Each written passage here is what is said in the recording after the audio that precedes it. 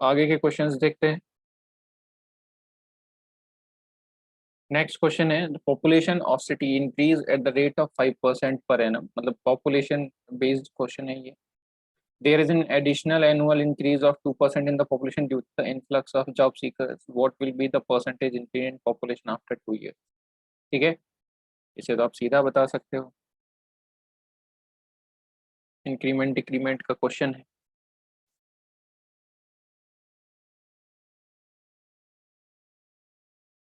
एक second,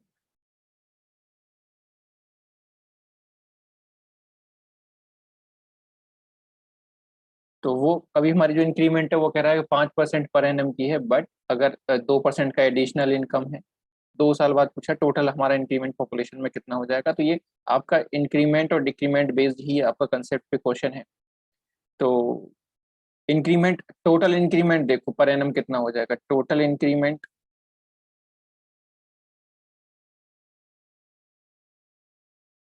in population per annum,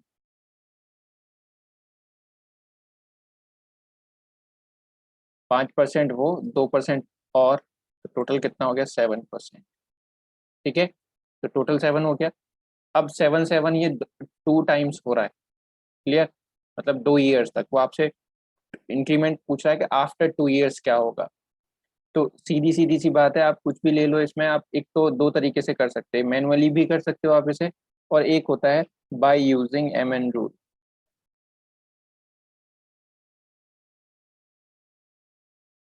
ठीक है, बताता हूँ एम एन रूल क्या होता है। तो पहले एम एन रूल के थ्रू ही देख लो भाई। एम एन रूल होता है आपका कि जब भी कभी आपके पास M% और N% के दो successive increment decrement percentage changes आपको दे रखे, ठीक है, तो यहाँ पे आप एम एन रूल लगा देते हैं। ये होता है, अब ये हमेशा यूज होता है कम्युलेटिव परसेंटेज, मतलब ओवरऑल परसेंटेज चेंज निकालने के लिए। ओवरऑल परसेंटेज चेंज और कम्युलेटिव परसेंटेज चेंज। ठीक है, रूल होता है M+N+M×N/100। ठीक है, परसेंट ओवरऑल चेंज ये हो जाता है। तो यहाँ पे अब एम और एन की वैल्यू पॉजिटिव नेगेटिव, पॉजिटिव होगा इंक्रीमेंट के लिए, नेगेटिव होगा डिक्रीमेंट के लिए, ध्यान रखना, बस इतना चेंजेस आपको ध्यान रखने हैं। तो अभी यहाँ पे क्या कह रहा है, 2 साल आपके +7% लगातार 2 बार आपके 7 7% का इंक्रीमेंट हो रहा है। ठीक है, तो यहाँ पे आप percentage change after 2 years clear निकाल सकते हैं यहाँ पे। दैट इज 7+7, क्योंकि अगर दोनों इंक्रीमेंट हो रहे हैं तो दोनों पॉजिटिव होंगे, +7 × 7/100%, दैट इज 14.49%। 14.49% ये हो जाएगा आपका overall percentage change in population, या फिर ओवरऑल इंक्रीमेंट। अगर ये वैल्यू अगर पॉजिटिव आ रही है तो इंक्रीमेंट, अगर ये वैल्यू नेगेटिव आती है तो डिक्रीमेंट। ठीक है, जीरो आएगी तो आपको पता लग जाएगा नो इंक्रीमेंट नो डिक्रीमेंट। तो ये होता है by using M N rule. अब ये इजी कहाँ होता है, इजी होता है जहाँ पे ये आपकी जो परसेंटेज थोड़ी कोई भी हो, लेकिन टाइम 2 years दिया हो, या 2 बार आपके सक्सेसिव इंक्रीमेंट कर रहा हो, वहां पे आपके ये रूल्स काफी अच्छे से यूज हो जाते हैं। ठीक है, बट अगर कोई ज्यादा वैल्यूज है, तो मान लो 3 साल के बाद पूछता, तो आपको ये फिर पहले 2 साल का लगाना पड़ता, फिर 2 साल के बाद जो कम्युलेटिव निकल के आता, फिर आपको एक और बार लगाना पड़ता ये 7 के साथ। तो वहां पे थोड़ी सी कॉम्प्लिकेशन आपको आ जाएगी जब आप ये 3 साल के लिए 4 साल के लिए लगाओगे। ठीक है, तो देखो इसको अगर बिना एम के करना हो तो सॉल्व कैसे करेंगे। 7% का इंक्रीमेंट है ना, तो 7% का फ्रैक्शन बना दो, तो फ्रैक्शन हो जाएगा इसका 7/100।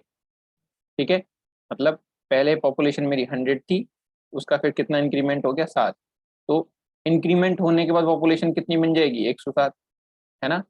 तो आप ये भी कर सकते हो कि एक तरफ इनिशियल पॉपुलेशन और एक तरफ कर सकते हो इंक्रीज। ठीक है, तो फर्स्ट ईयर में 100 थी, 100 से 7%, दैट इज 107। ठीक है, फिर सेकेंड ईयर थी सेकेंड ईयर भी 100 थी, मतलब सेकेंड ईयर भी हम 100 मान लेंगे, तो उसकी भी कितनी हो जाएगी 107, दोनों साल 107 107 हो जाएगा। तो ये आपका सिंपल रेशियो हो गया इंक्रीमेंट का। तो मैंने बताया था भाई, जब भी कभी सक्सेसिव इंक्रीमेंट के क्वेश्चन आएंगे परसेंटेज में, तो आप रेशियो की बात याद करो, आप कंपाउंड रेशियो यूज करना पड़ेगा। मतलब जब भी कभी सक्सेसिव इंक्रीमेंट होता है तो कंपाउंड रेशियो, मतलब इन दोनों का कर दो मल्टीप्लाई। बस यहाँ इस मेथड में प्रॉब्लम क्या आ जाती है कि यहाँ पे अब आपको 107 का स्क्वायर पता होना चाहिए, ठीक है। और फिर यहाँ पे जो डिफरेंस आएगा वो इंक्रीमेंट डिक्रीमेंट आपको देखने को मिलेगा, वहां से परसेंटेज की वैल्यू आपको निकालनी पड़ेगी कि वो कितना परसेंटेज हो जाएगा। तो 107 का मुझे स्क्वायर निकाल के बताओ जल्दी से कितना होगा।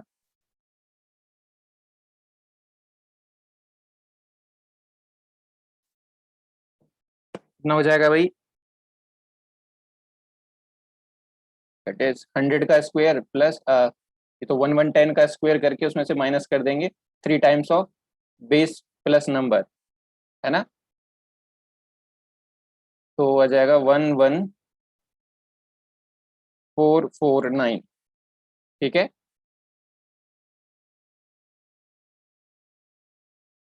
स्क्वायर निकालना है 1149, हाँ 11449, ठीक है। तो यहाँ पे इंक्रीमेंट आप देख रहे हैं कितने का हो गया भाई?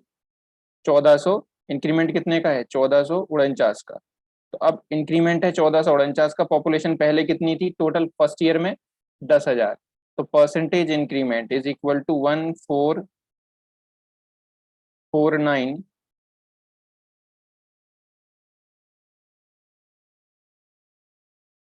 Divided by 10,000 into 100।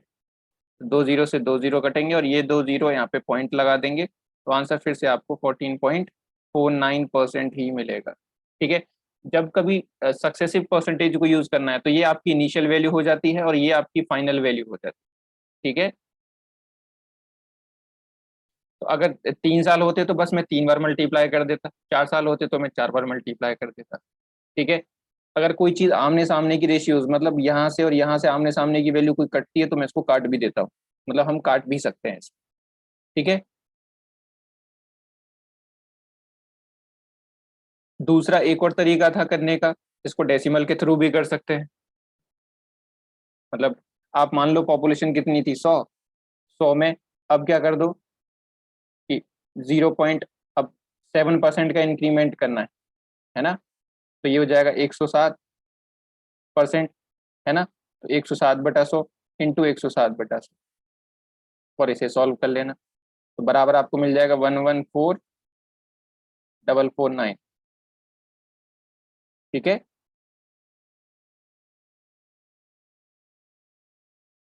और यहाँ पे आ जाएगा कितना पॉइंट, तो बस 100 से कितना हो जाएगा 114.49%। तो आप देखोगे कि ये इंक्रीमेंट कितने का हुआ 14.49 का, तो ऐसे भी आंसर मिल जाता है।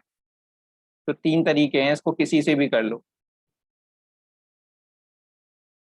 तो आगे जो कैलकुलेशन के अकॉर्डिंग हमारा इजी होगा हम वो मेथड यूज कर लेंगे आने वाले क्वेश्चन, ठीक है।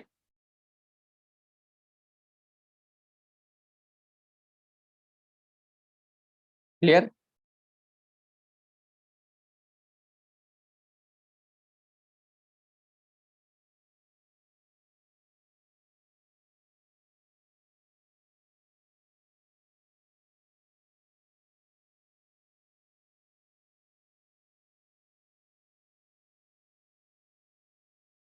इसको देखो, इंक्रीज यहाँ पे था 10,000, ये हो जाएगा 11,449, तो आप टोटल इंक्रीमेंट देखो कितने का हो गया 1449 का, मतलब 1449 का। अब हमें यही बताना है कि टोटल इंक्रीमेंट कितने का हुआ है अंजलि, ठीक है। तो 1449 अपॉन 10,000, पहली इनिशियल वैल्यू से आप कंपेयर करोगे, ये इनिशियल वैल्यू हो गई, ये फाइनल वैल्यू हो गई। तो इनिशियल पहले थी 10,000, तो 1449 इंक्रीज हुआ कितने का 10,000 का, तो इंटू करेंगे 100%, मतलब परसेंट में चेंज करना है। तो बस यहाँ पे दो जीरो से दो जीरो कट जाएंगे और ये जो पॉइंट है ये इन दो जीरो को काटने की वजह से आ जाएगा। क्लियर?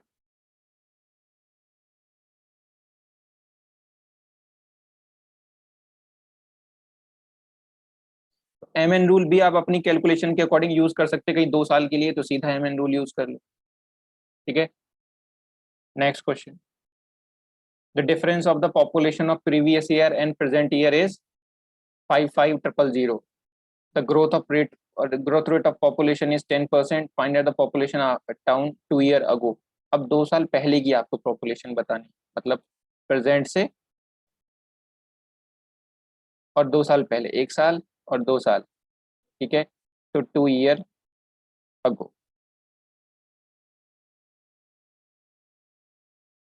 ठीक है, ये वाली पॉपुलेशन आपको बतानी. भाई कैसे बताया जाए, पहले तो हमें प्रेजेंट पॉपुलेशन पता हो, तो प्रेजेंट पॉपुलेशन कितनी होगी.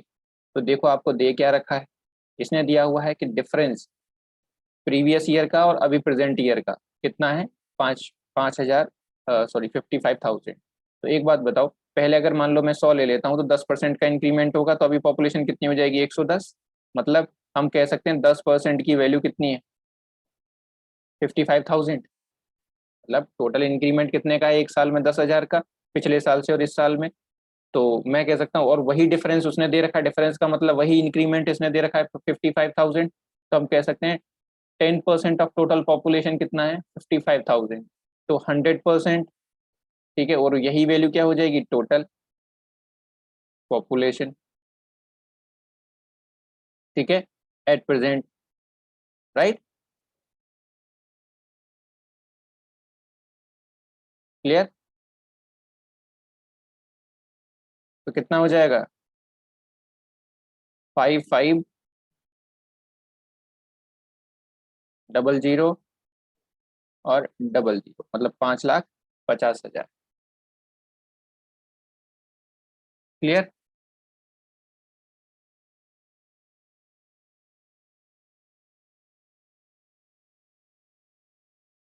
अब वो पूछ रहा है 2 साल पहले पॉपुलेशन क्या होगी. ठीक है, तो अभी अगर मैं पॉपुलेशन को क्या कर देता हूँ, 5,000, सॉरी 5,50,000, राइट. तो 2 साल पहले की, तो आपको पता है कि ये मान लो 2000 पहले, 2 साल पहले क्या थी, एक्स, राइट. तो एक्स का फिर 10% इंक्रीमेंट हुआ, तो 10% इंक्रीमेंट हुआ तो ये 110% हो गया होगा, है ना. फिर अगले साल 10% इंक्रीमेंट हुआ तो फिर से 110% हुआ होगा. Clear, is equal to 55,000,000. ठीक है, बट एक बात ध्यान देने वाली बात है कि यहाँ पे क्या कह रहा है, difference of population of previous year and present year. ठीक है, द ग्रोथ रेट, अब डिफरेंस दिया है प्रीवियस ईयर का, प्रेजेंट का, और ग्रोथ दे रखा है, मतलब पिछले साल जो पॉपुलेशन रही होगी, तो हमने पिछली साल की पॉपुलेशन 100 ली है, तो अब प्रेजेंट में कितनी रही होगी, 110. तो ये जो पॉपुलेशन आई है ये प्रीवियस ईयर की है. ठीक है, प्रीवियस ईयर, मतलब प्रेजेंट में जो पॉपुलेशन है वो कुछ और है, ये प्रेजेंट का नहीं.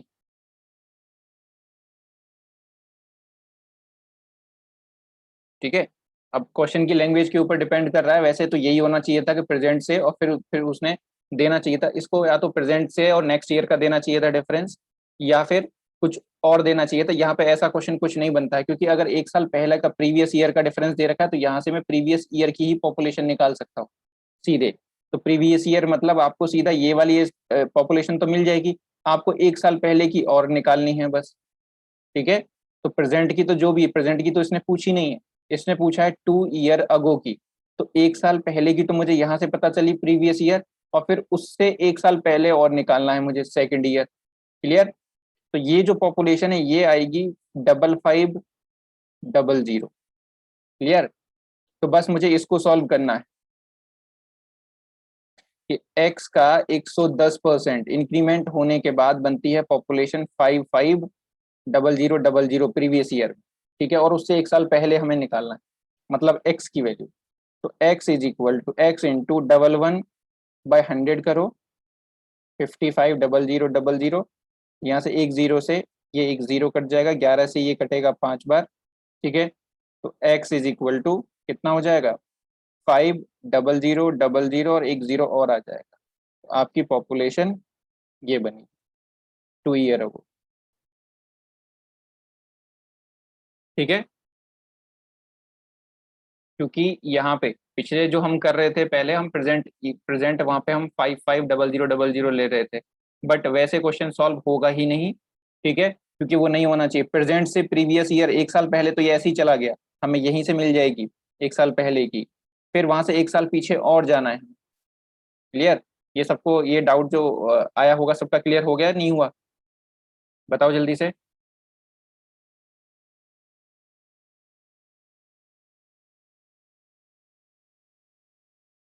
देखो, हमें सिर्फ उसने बोला है पॉपुलेशन 2 साल पहले निकालने के लिए, है ना।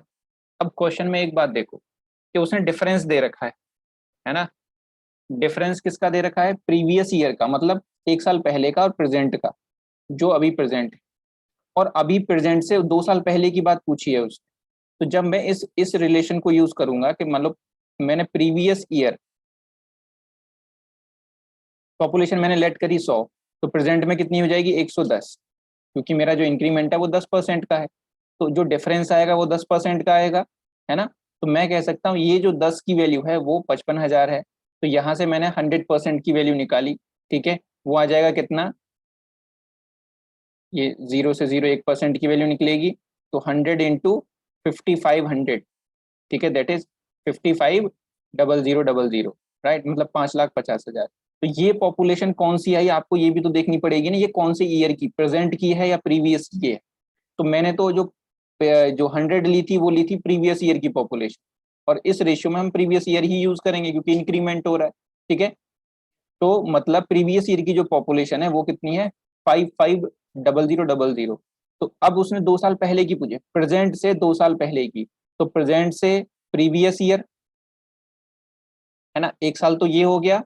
फिर उसके भी प्रीवियस ईयर गए, एक साल और पहले गए, तो वो 2 साल अगो की हो गई, है ना। तो अब ये वाली पॉपुलेशन मुझे पता है, ये वाली पॉपुलेशन मुझे पता लग गई कितनी है, पिछले साल वाली 55,000। और उससे एक साल पहले जो पॉपुलेशन, मान लो मैंने एक्स, 2 साल पहले की जो पॉपुलेशन थी मैंने एक्स ले ली, एक्स में फिर मैंने 10% का इंक्रीमेंट किया तो वो 110% हुई, है ना। तो जब सेकंड ईयर का 10% इंक्रीमेंट होगा तभी तो ये वाली प्रीवियस ईयर वाली पॉपुलेशन बनेगी, फिर इसका भी 10% इंक्रीज होगा तब जाके कुछ प्रेजेंट पॉपुलेशन बनेगी, वो उसके बारे में पूछा नहीं। तो हमें एक्स की वैल्यू बतानी। तो एक्स का 110% इंक्रीमेंट होने के बाद क्या बनेगी? ये वाली पॉपुलेशन 55,000,000। क्लियर हुआ? तो बस फिर इसको सॉल्व कर दिया, ठीक है। क्वेश्चन की लैंग्वेज पे डिपेंड करता है, क्योंकि अगर आपने यहाँ पे प्रेजेंट ले लिया, बहुत से बच्चे प्रेजेंट ले लेंगे, यहाँ पे प्रेजेंट लिया तो फिर आप फिर से कंफ्यूजन में पड़ जाओ, क्योंकि ये फिर कटेगा नहीं किसी से, है ना। तो आंसर गलत हो जाए, ठीक है। एग्जाम्पल के लिए प्रेजेंट में आपका मान लो अगर और अगर किसी को कुछ डाउट रह गया हो, तो प्रेजेंट में मान लो कभी कितना चल रहा है, 2021, ये है 2020 की पॉपुलेशन और ये है 2019, ठीक है।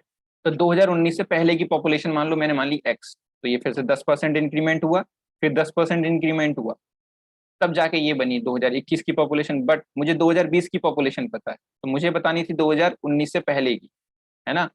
2019 से पहले की तो सिर्फ एक ही बार इंक्रीमेंट होगा। क्लियर? चलो नेक्स्ट क्वेश्चन देखते हैं फिर।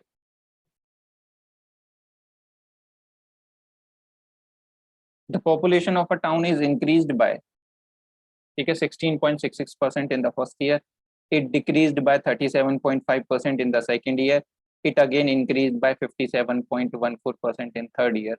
At present there are 144,000 people in the town, then what will be the population of the town after 3 years? ठीक है, आपको टाउन की पॉपुलेशन बतानी है आफ्टर 3 years। तो भाई अब यहाँ पे 2 बार 3 बार इंक्रीमेंट हुआ है, तो 3 ईयर बाद की पॉपुलेशन। तो मान लो अभी प्रेजेंट पॉपुलेशन मान लेते हैं हम, क्या है हमारे पास एक्स है, ठीक है। ये 16 के भी हो सकता है, बट एक्स से एक लाइन में हो जाएगा तो इसी से कर लेते हैं। फिर उसके बाद first year, after 1 year, after 2 year, after 3 year के बाद आपकी फाइनल पॉपुलेशन,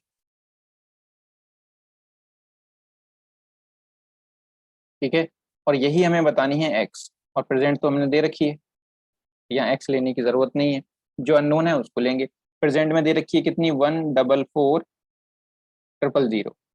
तो अब बस इंक्रीमेंट आप करते जाओ। तो जो पहला इंक्रीमेंट है यहाँ पे आप देखो, परसेंटेज के साथ साथ आप फ्रैक्शन भी यूज कर सकते हैं। कैसे मैं वो बताता हूँ। पहले साल जो इंक्रीमेंट हुआ है फर्स्ट ईयर में, वो हुआ है +16.66%। प्लस मतलब 1/6।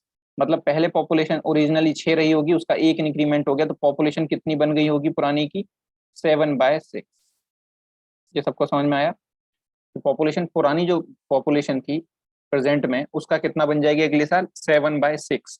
एक इंक्रीज हो जाएगा, तो ये ओरिजिनल हो गई, ये इंक्रीमेंट हो गया, तो अभी प्रेजेंट में बन जाएगी 7 एक साल बाद। फिर सेकंड ईयर में गए, तो सेकंड ईयर में कह रहा भाई डिक्रीज हो गई, तो सेकंड ईयर में हो गई -37.5%। अब 37.5 का फ्रैक्शन कितना होता है? 3/8। ये तो बहुत पढ़ा है आप लोगों ने। तो अब एक साल बाद पॉपुलेशन हो जाएगी आपकी इतनी टोटल, उसका कितना होगा? अगर नेक्स्ट 8 पॉपुलेशन ये हो जाएगी 8, उसका 3 डिक्रीज हो गया, तो पॉपुलेशन बची 5/8 फ्रैक्शन में। ठीक है, पॉपुलेशन से आफ्टर सेकेंड ईयर कितनी बन जाएगी? 5/8 ऑफ प्रीवियस ईयर, जो भी प्रीवियस ईयर में बनी थी। ठीक है, अब सेकेंड ईयर के एंड में आपकी पॉपुलेशन आपको इतनी मिलेगी, उसका भी फिर थर्ड ईयर में कुछ हुआ, दैट इज फिर से इंक्रीज हो गई थर्ड ईयर में, दैट इज +57.14%। ठीक है, और ये फ्रैक्शन होता है भाई 4/7 का। नहीं तो आप इसे सॉल्व करेंगे, 50% + 7.14%, 1/2 + 2/7। ठीक है, 1/14, 1/2 + 1/14 करके आप इसे सॉल्व करेंगे। ठीक है, तो यह आएगा 4/7। मतलब पहले 7 थी, उसमें 4 ऐड हुआ, तो ये कितनी बन गई? 11/7। ठीक है, इज इक्वल टू, ये बन जाएगी फाइनल। इतना इंक्रीमेंट होने के बाद हमने ये इंक्रीमेंट कितनी बन जाएगी फाइनल? x। बस इसमें आपको x की वैल्यू निकालनी है और आपका क्वेश्चन सॉल्व हो जाएगा।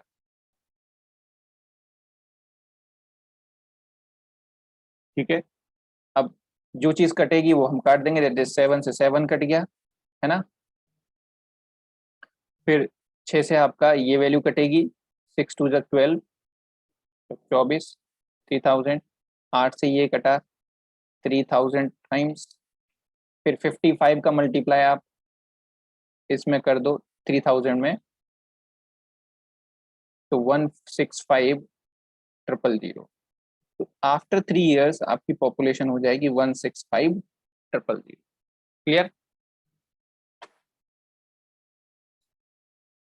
तो यहाँ पे फ्रैक्शंस को यूज करना है।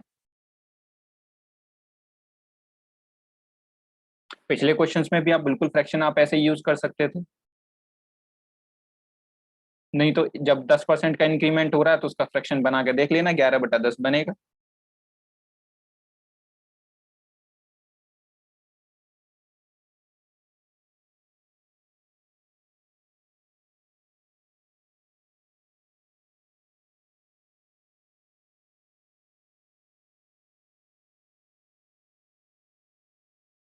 क्लियर?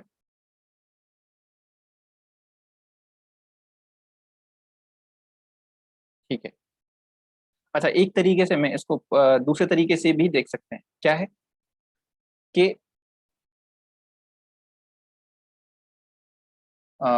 इनिशियल फाइनल वाले से, मतलब एक तरफ इनिशियल और एक तरफ फाइनल वैल्यू, करेक्शन बनाते जाओ ऐसे ही। पहला था +16.66, तो यहाँ पे 6 थी इनिशियली, एक इंक्रीज होने के बाद कितनी बन गई? 7 फर्स्ट ईयर में। फिर सेकंड जो इंक्रीमेंट हुआ उसमें भाई कितनी थी? 8। फिर वो 5 डिक्रीज, मतलब 3 डिक्रीज हो गई तो 5 बन गई। थर्ड में कितना हुआ? 7 थी, 4 से इंक्रीज हुई 11। तो बस यहाँ पे 7 to 7 ब्रेकआउट करो, 48 रेशियो यहाँ पे बनेगा 55। ये बना आपका फाइनल इनिशियल, मतलब 3 साल पहले की और 3 साल बाद की फाइनल वैल्यूज आ जाएंगी। ठीक है, तो अब देखो क्या वैल्यू दे रखी है। तो आपको ये 48 वाली वैल्यू दे रखी है 144,000। आपको 55 की वैल्यू निकालनी। तो यहाँ से आप 1 यूनिट की वैल्यू निकालो, तो आ जाएगा 144,000/48। इसको जब ब्रेकआउट करोगे तो ये 3 बार 3000 बार कटेगा। तो 55 की वैल्यू कितनी हो जाएगी? × 3000, दैट इज 165000। आंसर दोनों से आ जाएगा, मतलब ये मेथड भी, रेशियो मेथड जो मैंने आपको बताया था। क्लियर?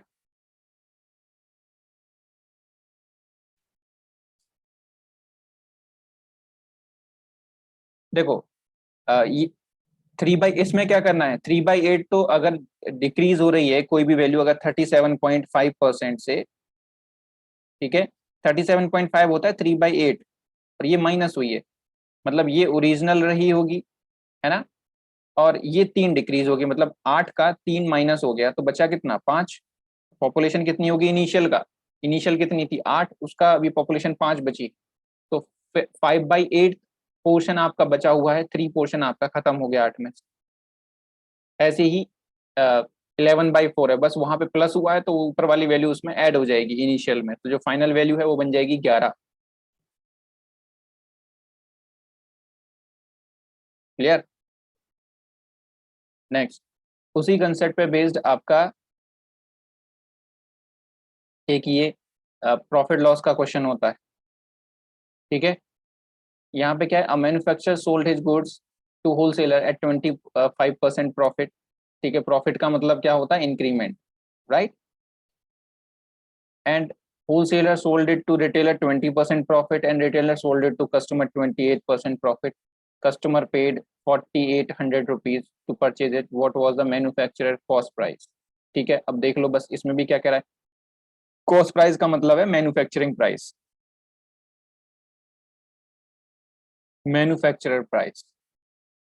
ठीक है, यही होती है सीपी कि जितना बनाने वाले को पड़ता है, उसने बनाया, ठीक है, मैन्युफैक्चरर ने, उसने किसको बेचा, होलसेलर को, तो यहाँ पे होलसेलर, होलसेलर ने किसको बेचा, रिटेलर को। ठीक है, होलसेलर ने किसको बेचा, रिटेलर को, और रिटेलर ने यहाँ पे कस्टमर ने कुछ पे किया है उसको। ठीक है, तो कस्टमर हमें बताना है कस्टमर को, और कस्टमर का जो प्राइस है वो दे रखा है उसने 4800 रुपीज। ठीक है, मैन्युफैक्चरर का हमें बताना है, तो मान लेते हैं ये है एक्स। ठीक है, बस अब इंक्रीमेंट करते चले जाओ आप। होलसेलर को उसने बेचा था कितने पे,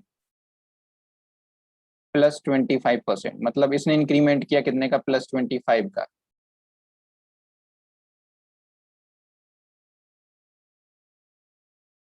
+25 मतलब +1/4, तो मतलब पहले जो उसका प्राइस था वो 4 था, 4 में एक ऐड कर दिया तो अभी प्राइस कितना बन गया होलसेलर के लिए, 5/4, मतलब एक्स का बन गया 5/4, 125%, है ना, 100% से कितना हो गया, 125%। फिर होलसेलर ने किसको बेचा, रिटेलर को, उसका प्रॉफिट कितने था, 20%, मतलब उसने 20% से इंक्रीज कर दिया, है ना, तो +1/5 इज इक्वल टू, अब देखो 5 था इसका पहले प्राइस, एक और इंक्रीज कर दिया तो कितना बन गया, 6/5, मतलब जो प्रीवियस वैल्यू थी उसका कितना बन गया, रिटेलर का 6/5। अब रिटेलर ने कस्टमर को कितने में बेचा, +28% प्रॉफिट। ठीक है, तो 28% का प्रॉफिट कितना आ जाएगा, फ्रैक्शन, दैट इज 7/25। ठीक है, कितना आ जाएगा ये, 7/25। तो उसने 25 का खरीदा और 7 से उसने इंक्रीज करके बेचा, 25 और 7 कितना हो जाएगा भाई, कितना हुआ, 32/25, और इतना इंक्रीज होने के बाद वो वैल्यू फाइनली कितनी बन जाती है, कस्टमर को 4800 रुपीज पे करने होते हैं। ठीक है, बस, तो 5 से 5 कट जाएगा यहाँ पे। ठीक है, और 4 से ये 8 बार कटेगा, 8 से ये 6/600, और 6 से ये कटेगा 100 टाइम्स, बस 25 का क्रॉस मल्टीप्लाई, एक्स की वैल्यू हो गई 2500 रुपीज।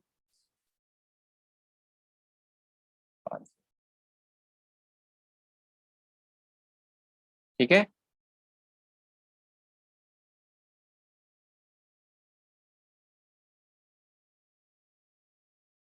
तो यही क्वेश्चन, कितनी बार ये क्वेश्चन आया भी है एग्जाम में, ये होलसेलर वाला और मैन्युफैक्चरर वाला।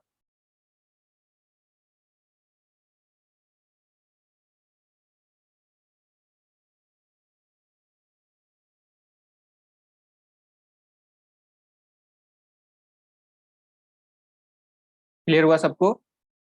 इसको भी आप रेशियो से कर सकते थे, मतलब अगर रेशियो से करेंगे तो, मतलब मुझे रेशियो से ज्यादा ये थोड़ा सा इजी लगता है, क्योंकि सीधा एक लाइन में आंसर आ गया, वहां पे आपको बार बार यूनिट करने की जरूरत नहीं है। रेशियो से करोगे तो सीधा फिर से वही कि इनिशियल वैल्यू क्या थी 4 और ये फाइनल वैल्यू 5। फिर दूसरे होलसेलर के पास गए, होलसेलर ने इसका 5 से 6 कर दिया, ठीक है। फिर रिटेलर ने इसका 25 से कितना कर दिया, 32। अब आमने सामने वैल्यूज की कट जाती हैं वैल्यूज, जैसे ये 5 से 5 कट गया, ठीक है, 4 से ये 8 बार कट गया, तो इधर 25 वैल्यू आ जाएगी और इधर 48। ये 48 बराबर है कितने के, 4800 के, एक वैल्यू 100 के बराबर। तो ये जो 25 इनिशियल वैल्यू थी वो आ जाएगी आपकी 2500 रुपीज की। तो it depends on your calculation speed, ठीक है।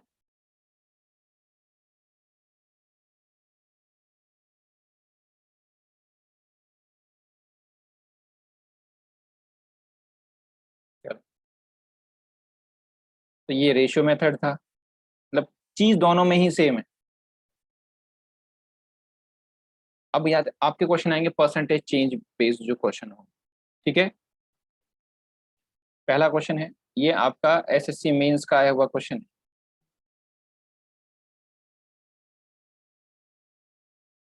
ठीक है। If the income tax is increased by 19% due to this, net income is decreased by 6%. Find out the rate of income tax. ठीक है, रेट ऑफ इनकम टैक्स मतलब percentage में आपको बताना है।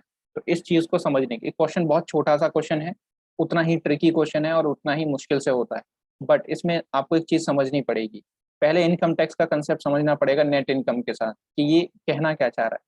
तो देखो, मेरी जो इनकम होती है, और आप इस चीज को समझ जाएंगे तो इस क्वेश्चन को निकालने में कुछ नहीं, सिर्फ 2 सेकंड लगेंगे, मतलब हो सकता है आपको पेन और पेपर भी ना छूना पड़े, ठीक है। तो इनकम इज इक्वल टू होता है इनकम टैक्स, है ना, प्लस नेट इनकम।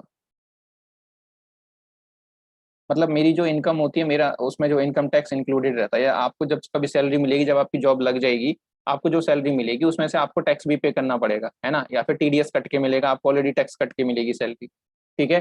जिसको इन हैंड, जो इन हैंड सैलरी होती है उसी को बोलते हैं नेट इनकम, मतलब टैक्स कटने के बाद। तो अब एक एग्जाम्पल समझो कि इनकम मेरी अगर 100 रुपये है और टैक्स में 10 रुपये पे करता हूँ, तो मेरी नेट इनकम कितनी होती है, 90, है ना।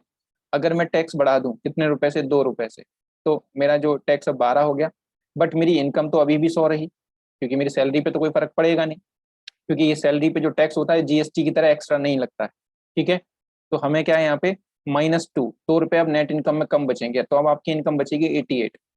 तो देखो, ये भी 2 रुपये है और ये भी 2 रुपये है, मतलब जितना इंक्रीमेंट टैक्स में होगा उतना ही डिक्रीमेंट आपका इन नेट इनकम में हो जाएगा। मतलब जो इनकम टैक्स है आपका इन्वर्सली प्रोपोर्शनल है नेट इनकम के, ठीक है, या फिर नेट इनकम है इन्वर्सली प्रोपोर्शनल है किसके, आपकी इनकम टैक्स के, ठीक है। उल्टा रिलेशन है कि जितना टैक्स बढ़ जाएगा उतनी ही आपकी इनकम घट जाएगी, जितनी इनकम जितना टैक्स आपका घटेगा उतनी ही इनकम आपकी बढ़ जाएगी। तो ये जो वैल्यू है बराबर होती है। बट अगर इसी चीज को मैं परसेंटेज में निकालूं, तो ये जो इंक्रीमेंट है कितना परसेंट है, तो ये है आपका देखोगे 20%, है ना। बट ये जो 2 रुपए है, ये नेट इनकम का कितना परसेंट है, दैट इज 2/90, दैट इज 1/45। और जो 1/45 होता है भाई, ये लगभग लगभग कितना परसेंट होता है आपका, 1/9 की वैल्यू को 5 से डिवाइड करना पड़ेगा, दैट इज 2.2 समथिंग, ठीक है। तो मतलब, लेकिन वैल्यू तो बराबर है।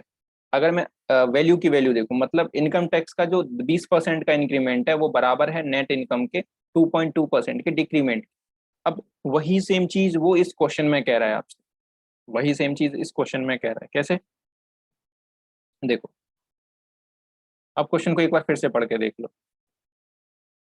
वो कह रहा है कि income tax is increase by 19%, मतलब ये वाली वैल्यू आपको दे रखी है, तो मैं कह सकता हूँ इनकम टैक्स, मतलब इस वाली सिचुएशन से हम क्या कह सकते थे कि इनकम टैक्स का जो 20% है ना, बराबर है नेट इनकम के 2.2% के, ये वैल्यूज बराबर आएंगी। तो यही चीज हम इस क्वेश्चन में यूज कर सकते हैं कि इनकम टैक्स का जो 19% का इंक्रीमेंट है, मतलब 19% की वैल्यू उतनी वैल्यू है जितना नेट इनकम का 6% घट गया, क्योंकि वही तो घटा होगा।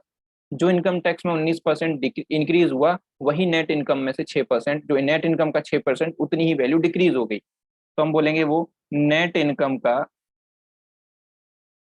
6%।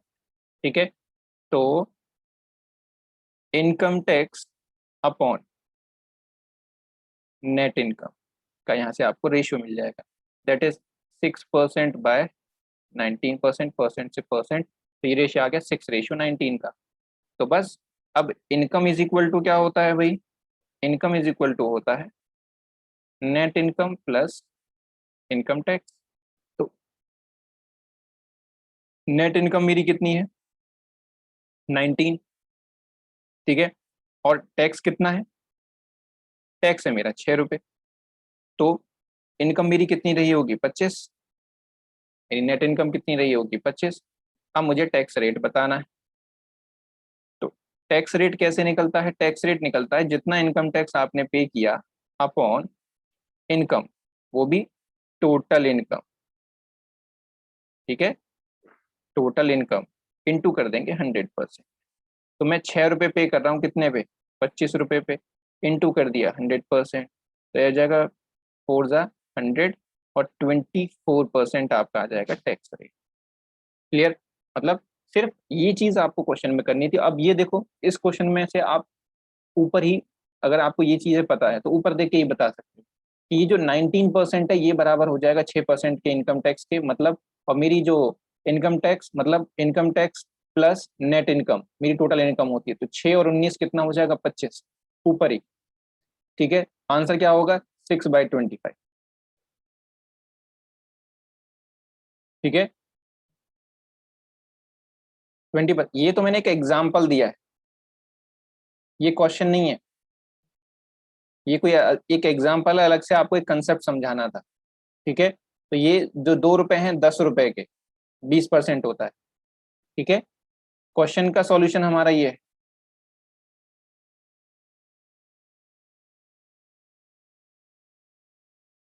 ठीक है,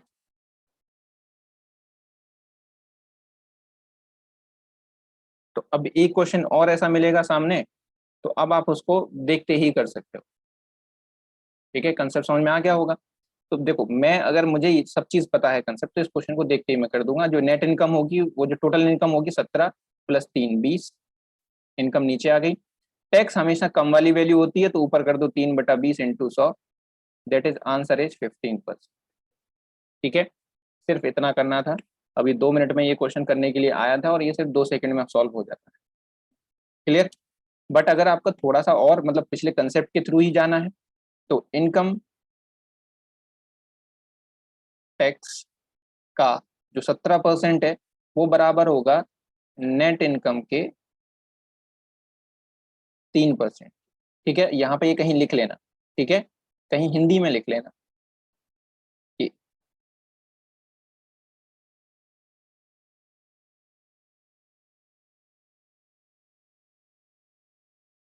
जितना टैक्स इंक्रीज होता है, उतना ही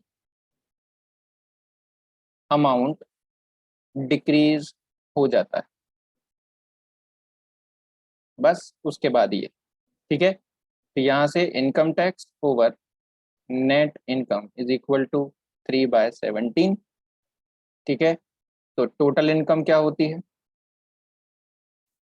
टोटल इनकम होती है IT, income tax plus net income, तो ये हो जाएगी टोटल इनकम आपकी 3 + 17, that is 20। Tax rate is equal to होता है IT over total income into 100, that is 3/20 into 100, answer is 15%। Clear, but ये इतने में भी आंसर हो जाता है। बट ऐसे क्वेश्चन अगर आपके दिमाग में ये क्वेश्चन रह जाए, कंसेप्ट दिमाग में रह जाए तब, नहीं तो फिर ये कि थोड़ी सी कैलकुलेशन आपको करनी पड़ सकती है एग्जाम। ठीक है,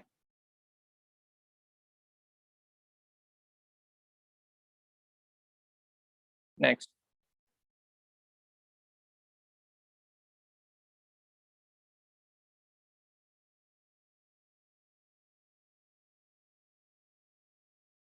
the length of rectangle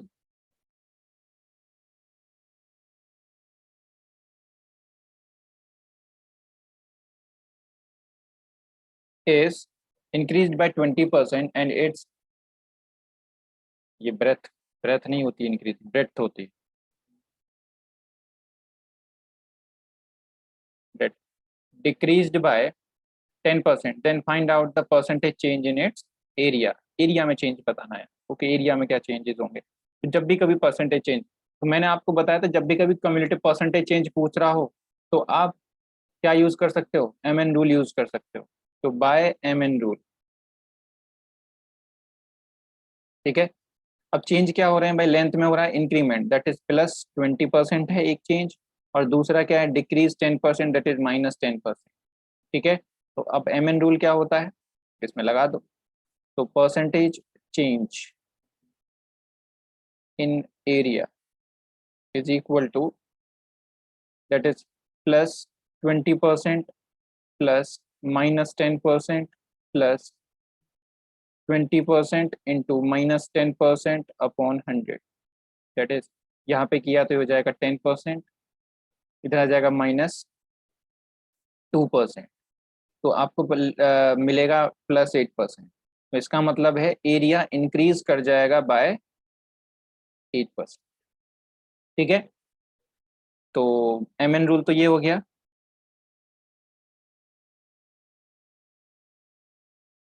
but अगर एम एन रूल यूज नहीं करना, मतलब ये नहीं याद रहा या फिर कुछ ऐसी कैलकुलेशंस आ गई कि आप एम एन रूल नहीं लगा पा रहे हैं उसमें, है ना, तो क्या कर सकते हैं। तो हम देखेंगे, आप ये देखो कि एरिया डिपेंड किस पे करता है, लेंथ पे इंटू ब्रेथ पे। एरिया का फॉर्मूला क्या है, लेंथ इंटू ब्रेथ। अब देखो इसने 20% चेंज किया है, 20% इंक्रीमेंट, और इसमें 10% डिक्रीमेंट, दैट इज -10%। तो 20% देखो परसेंटेज आ गया, 20% अगर इंक्रीमेंट किया है तो किसी पुरानी वैल्यू का किया होगा ना, मतलब यहाँ पे कुछ एक ओल्ड रहा होगा और एक न्यू, ठीक है। ओल्ड क्या रहा होगा, इंक्रीमेंट हुआ 20% का, दैट इज +1/5। तो जो ओल्ड लेंथ है वो 5 रही होगी, उसका एक इंक्रीज किया, तो पहले 5 थी, फिर +1 कर दिया, तो मतलब अभी जो लेंथ है उसकी 6 हो गई। मतलब मान लो कि जो इंक्रीम पहले जो थी उसकी लेंथ कितनी थी, 5, ओरिजिनल लेंथ, उसका 20% दैट इज 1 इंक्रीज कर दिया, तो वैल्यू हो गई अभी लेंथ की नई 6। ब्रेड्थ वैसे ही -1/10, मतलब पहले जो ओरिजिनल ब्रेड्थ थी वो 10 थी, उसका एक डिक्रीज कर दिया, मतलब अभी कितनी कर दी, -1, दैट इज 9। तो भाई पहले एरिया क्या रहा होगा, 50, और अभी एरिया कितना है, 54, है ना। तो एरिया में क्या फर्क पड़ा, +4, एरिया मेरा इंक्रीज कर गया। तो बस आपको इसी चीज का आंसर देना है कि ये 4 का परसेंटेज इंक्रीमेंट, तो +4 हुआ किस पे, 50 पे, इंटू 100 कर देंगे परसेंट चेंज करने के लिए, दैट इज 2, तो आ जाएगा प्लस आपका 8%। ये फ्रैक्शन के थ्रू है कि अगर कभी कोई आपकी थोड़ी सी अनकंफर्टेबल परसेंटेज आ जाए तो उसको फ्रैक्शन में जाके हम सॉल्व कर सकते हैं, ठीक है। तो अपनी कैलकुलेशन के अकॉर्डिंग देख लेना, अगर दो ही चेंजेस आपको देखने को मिल रहे हैं तो आप एम एन रूल लगा लो, ठीक है, मतलब 20-10% वैल्यूज हैं। अगर कहीं वैल्यूज थोड़ी सी कॉम्प्लिकेट आ रही है तो आप फ्रैक्शन के थ्रू चले जाओ, क्लियर। नेक्स्ट, अब जैसे कि ये है, अब यहाँ पे आपको थोड़ा सा एम एन रूल लगाने में प्रॉब्लम आएगी, ठीक है। एम एन रूल लगाने में प्रॉब्लम क्या आएगी कि अगर मैंने यहाँ पे एम एन लगाया तो प्राइस इंक्रीज हुआ है कितने से, 16.66%, और जो कंजक्शन नहीं है दैट इज कंजप्शन, ठीक है, डिक्रीज बाय 20%, दैट इज जो उसका जो खपत थी वो 20% से डिक्रीज कर दी। तो यहाँ पे अब एम एन रूल लगाने में प्रॉब्लम आएगी क्योंकि 16.66 के साथ 20 से मल्टीप्लाई करके फिर 100 से डिवाइड करना, ठीक है, थोड़ा बहुत कॉम्प्लिकेशन आपको प्रॉब्लम लग सकता है आंसर देने में, ठीक है। तो यहाँ पे हम क्या यूज करेंगे, सीधा फ्रैक्शन बेस्ड जो मेथड है उसको यूज कर लेंगे, ठीक है, क्योंकि इसमें एम एन रूल लगाएंगे 16.66 -20 प्लस 16.66 इंटू 20 बाय -20 बाय 100, ठीक है। तो पहले मल्टीप्लाई, फिर उसका आपको माइनस करना पड़ेगा इधर। तो अगर कर सकते हो तो कर लेना इसको, ठीक है। कभी कभी आंसर इसमें एग्जैक्टली आपको नहीं मिल पाता है, बट यहाँ पे देखो कि जो एक्सपेंडिचर है जिसमें वो चेंज पूछ रहा है,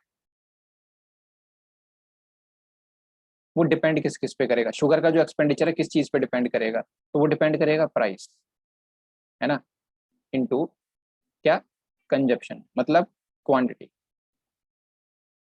और क्वांटिटी को ही बोलते हैं कंजप्शन, या कंजप्शन को ही बोलते हैं क्वांटिटी, जितना उसने खा लिया, ठीक है, या जितना खरीद के ले आया, ठीक है। अब हमें यूज करना है इसमें अपनी फ्रैक्शन वाली मेथड को। कैसे कि अब देखो चेंज किस में हुआ है, प्राइस में। तो प्राइस हुआ है 16.66% से, दैट इज +1/6। ये हो गया ओरिजिनल प्राइस। मान लो अब परसेंटेज की कोई वैल्यू है तो कोई भी वैल्यू ले लो, परसेंटेज और रेशियो सब में सेम रहता है, ठीक है। तो ₹6 इसका मान लो पहले प्राइस था, अभी +1 हो गया, तो अभी जो प्राइस है वो हो गया 7, ठीक है। अब क्वांटिटी कंजप्शन पे क्या फर्क पड़ा, डिक्रीज कर दिया उसने 20% से, मतलब -1/5।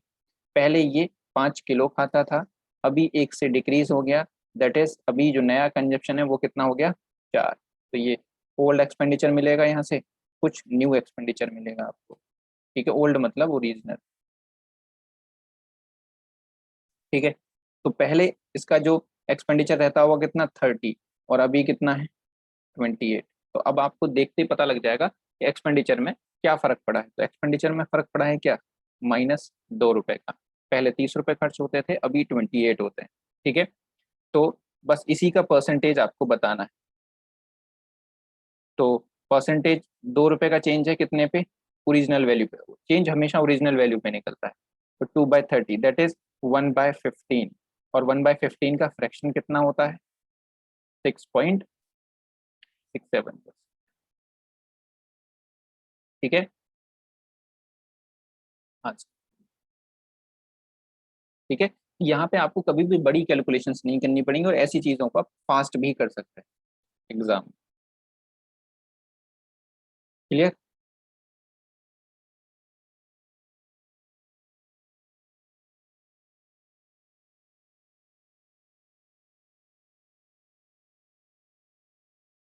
नेक्स्ट,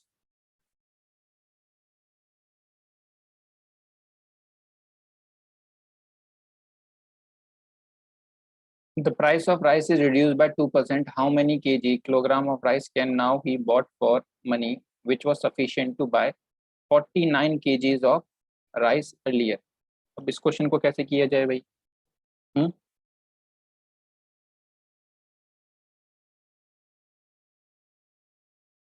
देखो, इस क्वेश्चन को करने के लिए अगर सिंपल सा तरीका देखना चाह रहे हो तो प्राइस, अब जब दिया नहीं है तो आप कुछ भी ले सकते हो। लेट कर लो, प्राइस क्या था, 100 रुपये पर केजी, है ना, क्योंकि इससे मैं ज़्यादा निकाल लूंगा। तो अब कॉस्ट ऑफ 49 केजी, मतलब पहले अगर 100 था प्राइस, तो कितना प्राइस उसका खर्च होता होगा, 4900 रुपीज। मतलब उसका जो खर्चा होता है वो होता है 4900 रुपीज। तो अब वो कह रहा है न्यू प्राइस। तो न्यू प्राइस कितना है भाई, 2% से कम हो गया, तो हम न्यू प्राइस कितना हो जाएगा, 98 रुपीज पर केजी, ठीक है,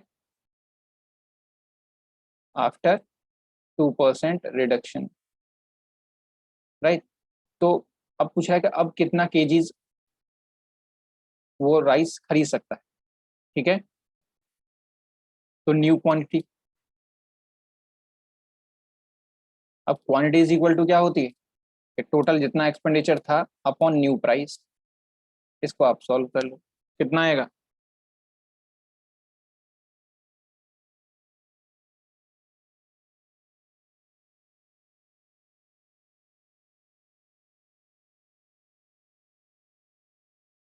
सीधा 98 × 5 होता है 490, दैट इज 50 केजी, ठीक है।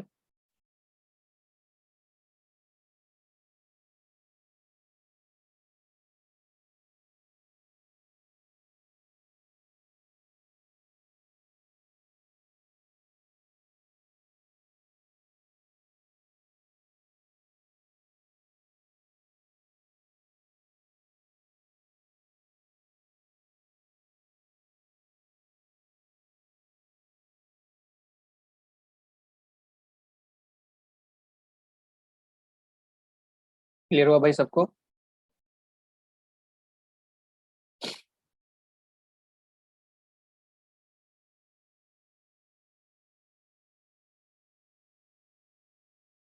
न्यू प्राइस 2% कम हो गया ना, आफ्टर 2% रिडक्शन। 100 में 2% कम करेंगे मीनू, तो 98 बचेगा ना प्राइस।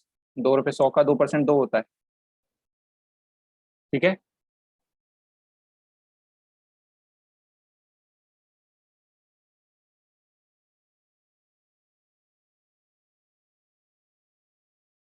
नेक्स्ट है, radius of a sphere is increased by radius of sphere is increased by 20%, then find out percentage change in its volume. ठीक है। तो अब वॉल्यूम किस चीज पे डिपेंड करता है, ये कैसे पता लगेगा? तो इसके लिए आपको वॉल्यूम पता होना चाहिए। तो volume of sphere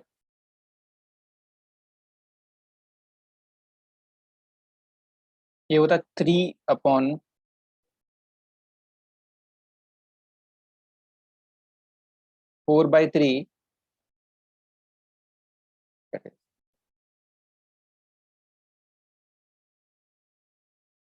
3/4 πr cube. ठीक है। अब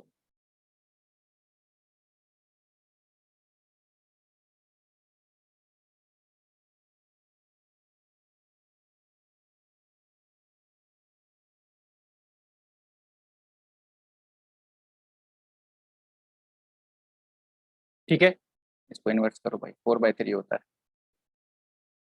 तो 4/3 πr क्यूब। तो अब ये देखो कि इसमें ये जो वेरिएबल है सिर्फ आर, मतलब ये तो चीज कांस्टेंट है आपकी 4/3 πr क्यूब, राइट।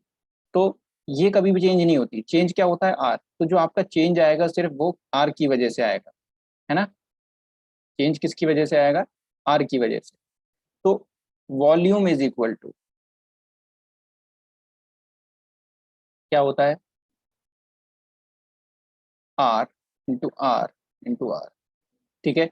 अगर देखो मैं 4/3 यहाँ पे लिख लूंगा, तो 4/3 मेरी कांस्टेंट वैल्यू है, तो परसेंटेज में कांस्टेंट से कोई बात पता नहीं चलेगी। मतलब अगर मैं अभी कह दूं कि अभी जो है 4/3 πr क्यूब हो गया, और जो नया अभी जो वॉल्यूम आया इंक्रीज होने के बाद कुछ इतना है 4/3 πr क्यूब, तो जब मैं परसेंटेज निकालूंगा इंटू 100% करके, तो आप देखोगे ये वैल्यूज कट जाएंगी। मतलब यहाँ पे कांस्टेंट का कोई भी मतलब नहीं होता है, तो कांस्टेंट को आप इग्नोर कर सकते हो। तो वॉल्यूम के लिए आप सिर्फ आर इंटू आर कर लो, परसेंटेज में यही फर्क पड़ेगा। तो आर में कितने परसेंट का इंक्रीमेंट हुआ है? 20% का, है ना। तो अब 3 आर हैं, तो तीनों की तीनों आर 20% से इंक्रीज हो गई होंगी, राइट। तो +1/5 +1/5 +1/5।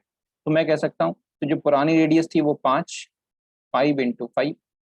नई रेडियस कितनी हो जाएगी? 6 × 6 × 6, सॉरी, +1 दैट इज 6। तो जो पुराना वॉल्यूम था वो कुछ आ जाएगा 125 यूनिट। ठीक है। जो नया वॉल्यूम आ जाएगा कुछ 216 यूनिट। तो भाई वॉल्यूम पे क्या फर्क पड़ा? वॉल्यूम मेरा इंक्रीज कर गया, कितने से? 125 से 216 इंक्रीज हो गया, दैट इज 91 यूनिट, है ना। तो परसेंटेज इंक्रीमेंट कितना हो जाएगा?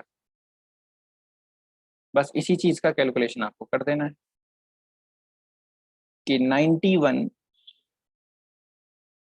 प्लस हुआ कितने पे? 125 पे, इंटू कर देंगे 100%। 5 से इसको जब हम काटेंगे तो 5 × 5। ठीक है।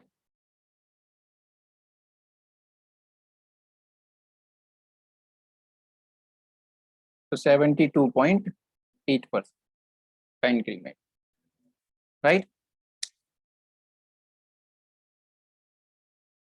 सही है, सबका आ गया।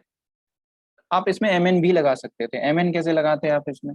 एम एन आपको 3 बार लगाना पड़ता है, 20%, 20% और 20%। तो पहले इन दोनों में लगा लो, दैट इज ये हो गया हमारा 44% आ जाएगा जब आप इन दोनों में एम एन लगाओगे। फिर आपको 44 का 20% के साथ लगाना पड़ेगा। ठीक है। तो ये आ जाएगा 64 प्लस 8.8, दैट इज 72.8। ठीक है, अब एम एन रूल मुझे पता है कैसे लगता है, तो मैं बहुत सारी कैलकुलेशन अपनी बिना कॉपी पेन के कर देता हूँ। आप करेंगे थोड़ा सा आपको कैलकुलेशन एम एन रूल लिख के करनी पड़ेगी, बट एग्जाम में ऐसे किया जा सकता है। ठीक है,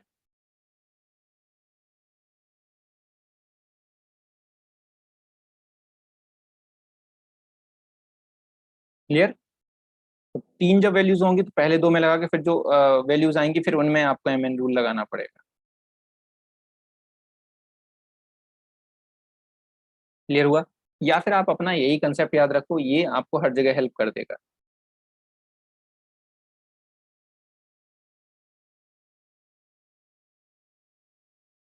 next, the sale of cinema ticket is increased by 57 1/7% and price of ticket also increased by 16 2/3%. Find out the percentage change in its total revenue generated by the cinema. अब ये क्वेश्चन है, आप यहाँ देखो, तो इन वैल्यूज पे आप M N rule नहीं लगा सकते हो, है ना। यहाँ पे आपको फ्रैक्शन के बेस से ही जाना पड़ेगा। तो अब रेवेन्यू देखो कि रेवेन्यू किस चीज पे जनरेट डिपेंड करता है। तो रेवेन्यू क्या होता है? रेवेन्यू होता है हमारा प्राइस इंटू सेल या फिर नंबर ऑफ टिकट्स। ठीक है, प्राइस इंटू क्वांटिटी, इसको बोलेंगे हम सेल ऑफ टिकट। ठीक है,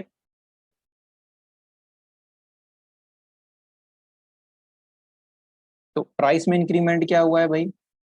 प्राइस में इंक्रीमेंट हुआ है सिर्फ 16 2/3% का, और ये होता है +1/6। ये फ्रैक्शंस आप याद रखना। क्वांटिटी में इंक्रीमेंट हुआ है 57 1/7%, और ये होता है हमारा 4/7। आपका जो फ्रैक्शन बनेगा दैट इज 4/7। ठीक है, 50 + 7 1/7, राइट। तो पहले मान लेते हैं जो प्राइस था वो 6 था टिकट का, और जो पहले जो क्वांटिटी थी वो 7 टिकट सोल्ड होती थी। ठीक है, फिर प्राइस +1 हो गया तो प्राइस हो गया 7, और जो सेल थी वो +4 हो गई दैट इज 11। तो आपका पुराना ओरिजिनल या ओल्ड रेवेन्यू कितना था हमारा? 52 रुपीज। बट जो न्यू आपका रेवेन्यू है दैट इज 77। ठीक है, तो रेवेन्यू पे क्या फर्क पड़ा? रेवेन्यू हमारा इंक्रीज हो गया कितने से? 35 रुपीज। तो बस इसी का परसेंटेज आपको बताना है, परसेंटेज इंक्रीमेंट, दैट इज +35 हुआ है कितने पे? 42 पे। इसका फ्रैक्शन बना दो तो यह जाएगा कितना? 5/6।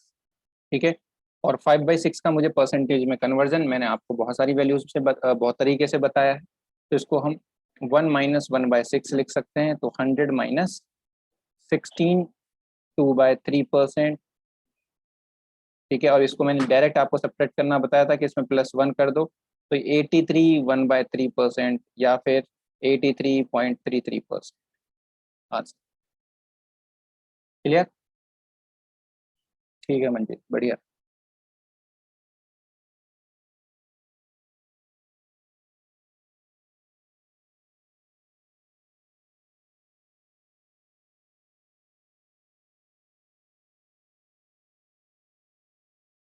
ये कुछ लोग सो तो नहीं रहे, बाकी के लोग कुछ रिप्लाई ही नहीं कर रहे।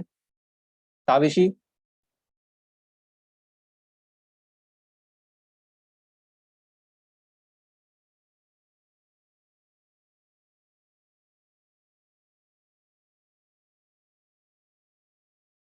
सोना नहीं है बेटा।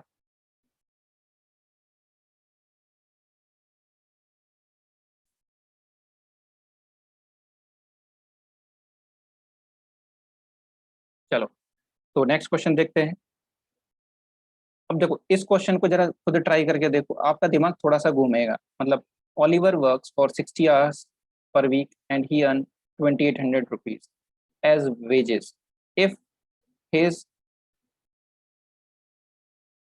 wages, his per hour wages increased by 40% and the duration of the work reduced by 16 2/3%, then find out the percentage change in his net earning।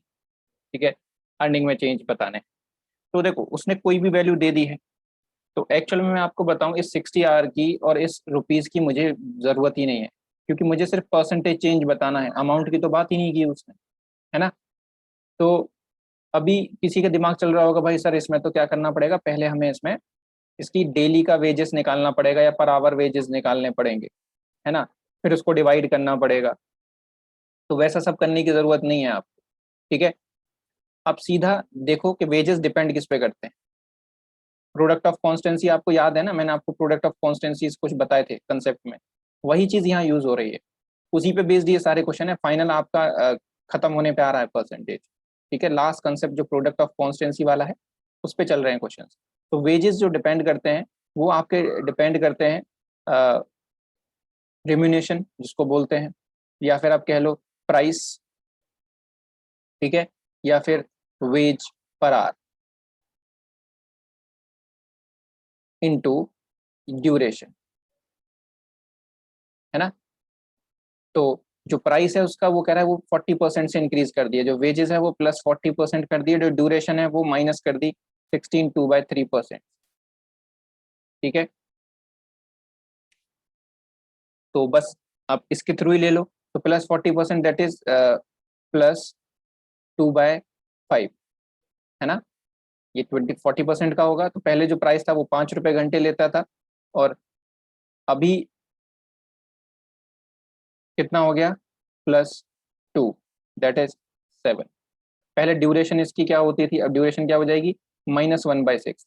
पहले ये 6 घंटे काम करने को मिलते थे और अभी इसको सिर्फ 5 घंटे काम करने को मिलते हैं। तो पहले जो इसकी वेजेस जनरेट हो पाती थी वो 30 रुपीज हो पाती थी, अभी हो पाती है कितनी, 35 रुपीज। तो ये ओल्ड वेजेस, ये न्यू। तो चेंज क्या हुआ भाई, इसके वेजेस +5 से इंक्रीज हो गए।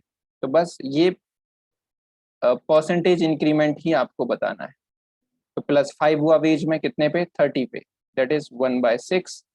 तो आंसर होगा 16 2/3%, ठीक है। चाहे आप किसी और तरीके से भी करके देख लो आप इसको, तब भी आंसर आपको यही मिलेगा, ठीक है। तो क्वेश्चंस में आपको ये बहुत केयरफुली देखना है कि हमें कौन सी इंफॉर्मेशन की जरूरत है और कौन सी की इंफॉर्मेशन की जरूरत नहीं है। एग्जाम में मोस्टली इस क्वेश्चन में यही बच्चा प्रॉब्लम करेगा कि वो रुपीज को और 60 आवर्स को यूज करेगा इसमें, तो जिसकी वजह से उसका उसका टाइम ड्यूरेशन बढ़ जाएगा, मतलब ओलिवर के टाइम ड्यूरेशन के चक्कर में उसका जो एग्जाम का टाइम ड्यूरेशन है वो बढ़ जाएगा, ठीक है। और फिर आपके वेजेस मारे जाएंगे, इसकी जो जॉब आपकी इस साल लगनी थी वो लगेगी अगली साल जाके, तो जो इस साल की सैलरी है वो कोई और लेके जाएगा, ठीक है। तो बहुत बड़ा नुकसान हो जाएगा आप लोगों को,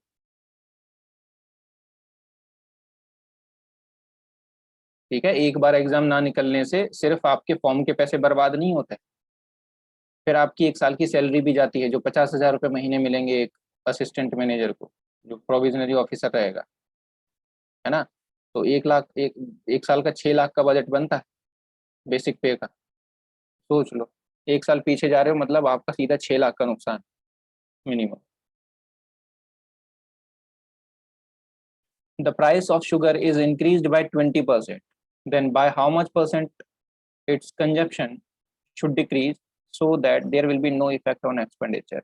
तो अब यहाँ पे 1% में इंक्रीमेंट कर दिया है और आपसे ये पूछ रहा है कि अब कितने से इसको इंक्रीज कर दिया जाए, डिक्रीज कर दिया जाए कंजप्शन को, कि मेरे एक्सपेंडिचर पे कोई फर्क ना पड़े, मतलब एक्सपेंडिचर जो पहले था वही रहे। तो अगर पुराने मेथड से आप करना चाह रहे हो, ठीक है, तो पुराने मेथड से करने के लिए हम क्या कर सकते हैं कि भाई देखो एक्सपेंडिचर किस पे डिपेंड करता है, शुगर का प्राइस पे इनटू क्वांटिटी। क्वांटिटी ही क्या है, कंजप्शन, ठीक है। तो जो प्राइस है वो 20% से इंक्रीज कर दिया, ठीक है। अब बस मुझे यही परसेंटेज दे रखी है तो मैं इसी को यूज करूंगा, +1/5, दैट इज पहले 5 था अभी कितना हो गया 6, ठीक है। ये बस एक पुराना मेथड है कि पुराने मेथड से ही करना है तो कैसे होगा, ठीक है। इसके लिए मैं एक नया मेथड भी बताऊंगा। तो 5 से कितना हो गया, +1। अब मुझे एक्सपेंडिचर देखना है तो आप एक्सपेंडिचर कुछ भी लेट कर लो, ठीक है, लेट, बट ऐसा ऐड करना कि जो दोनों नंबर से मतलब प्राइस से कट जाए, ताकि मुझे क्वांटिटी पता लग सके। तो इन दोनों का एलसीएम, 5 और 6 का कोई एलसीएम आप ले लो, कोई कॉमन नंबर। तो लेट जो एक्सपेंडिचर हमने किया है 30 रुपीज ले लिया, लेट किया है, ठीक है। तो अब एक बात देखो, कि मुझे अपना जो एक्सपेंडिचर दोनों ही केसेस में सेम रखना है, मुझे इसमें कोई चेंजेस नहीं चाहिए एक्सपेंडिचर में। तो अब जब आपको पता है कि भाई मैं प्राइस अगर चेंज, मैं अपनी खर्चा अगर चेंज नहीं करूंगा और प्राइस चेंज होगा तो डेफिनेटली क्वांटिटी अपने आप चेंज हो जाएगी। तो यहाँ पे देखो, अगर पहले 30 रुपए खर्च करता था और प्राइस था 5 रुपए पर केजी, तो मेरी क्वांटिटी कितनी आती होगी, 6 केजीज की। बट अभी भी प्राइस में 30 खर्च कर रहा हूँ, लेकिन प्राइस मेरा 6 रुपए हो गया है, तो अभी मेरा जो क्वांटिटी है वो कितनी आएगी, 5। तो क्वांटिटी में क्या चेंजेस हुए, -1। अब ये वाले चेंजेस ही आपको बताने, परसेंटेज डिक्रीमेंट। तो एक का चेंज हुआ कितने पे, 6 पे, दैट इज 16.67% का डिक्रीमेंट। ठीक है, मतलब मैं अगर इतना कर दूंगा तो मेरी जो एक्सपेंडिचर है उस पर कोई फर्क नहीं पड़ेगा। ठीक है, अब इसको भाई एक लाइन में कैसे करना है। ठीक है, तो आप एक लाइन में इसको करने के लिए आप थोड़ा सा ये याद रखो कि मानो कि आपका जो खर्चा था पहले 100 रुपए होता था। ठीक है, दैट इज ओल्ड एक्सपेंडिचर, आप लेके जाते थे। अब उसने क्या किया भाई, जो नया प्राइस है, जो नया एक्सपेंडिचर है वो हो गया 120 रुपए। ठीक है, और ऑल्टरनेटिव, तो ये हो गया आपका न्यू एक्सपेंडिचर। एक्चुअल में आपका ये खर्चा होगा अगर आप क्वांटिटी सेम रखें तो, मतलब जितनी क्वांटिटी आप पहले खरीद रहे थे उतनी ही क्वांटिटी अगर आप दोबारा से खरीदनी चाहो, तो अब आपको, पहले अगर 100 रुपये आप पे कर रहे थे, है ना, तो अब आपको 120 रुपये पे करने पड़ेंगे। ठीक है, बट आपके पास पैसे नहीं थे ज्यादा। ठीक है, तो आपको 100 रुपये ही खर्च करने हैं, मतलब आपको अभी भी 100 रुपये ही अपना एक्सपेंडिचर रखना। तो आप एक बात बताओ, सीधी प्रैक्टिकल सी बात, कि अगर दुकान पे आप ऐसे जाओगे, दुकान वाले को बोलोगे भैया 100 रुपये की चीनी दे दो, और आपको पता है कि प्राइस कितना है, 120, तो आपको कितने रुपए की चीनी कम मिलेगी, 20 रुपए की, है ना, 20 रुपए की चीनी कम मिलेगी। बट प्राइस क्या लगेगा, अगर मैं इसी का परसेंटेज निकालूं कि कितना परसेंट कम मिलेगी, तो बस प्राइस में आप हमेशा नया प्राइस क्या लगेगा, हमेशा नया लगता है। ठीक है, 20 रुपए की चीनी कम मिलेगी, लेकिन हिसाब क्या, मतलब किस हिसाब से मिलेगी, नए प्राइस वाले हिसाब से। तो 20 रुपए का जो चीनी थी वो कम हुई कितने पे, 120 पे।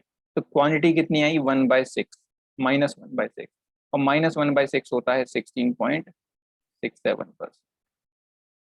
बस इतना करना होगा आपको, मतलब ये आप अब क्वेश्चन देख के ही बता सकते हो कि यहाँ पे अगर 20% का इंक्रीमेंट हुआ और इसके रेस्पेक्ट में अगर आपको डिक्रीमेंट करना है, जिससे कि कोई प्रॉब्लम ना हो, कोई भी चेंज ना देखने को मिले एक्सपेंडिचर में, तो 20/120 कितना करना है, दैट इज 1/6 आंसर। ठीक है, 16.67%। क्लियर हुआ।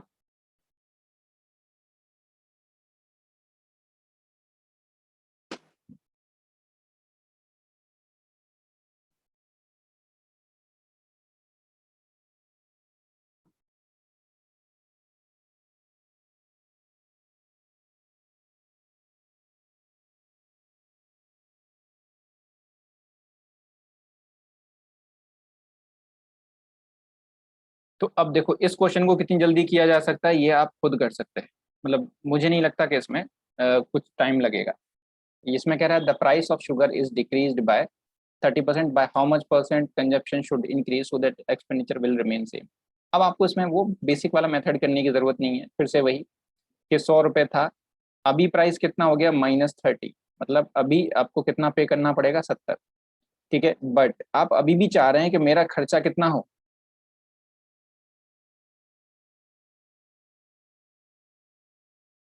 100 रुपये।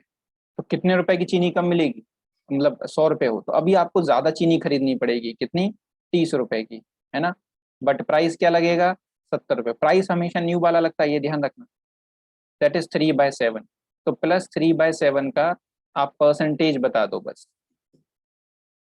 ठीक है, तो परसेंटेज कितना होता है,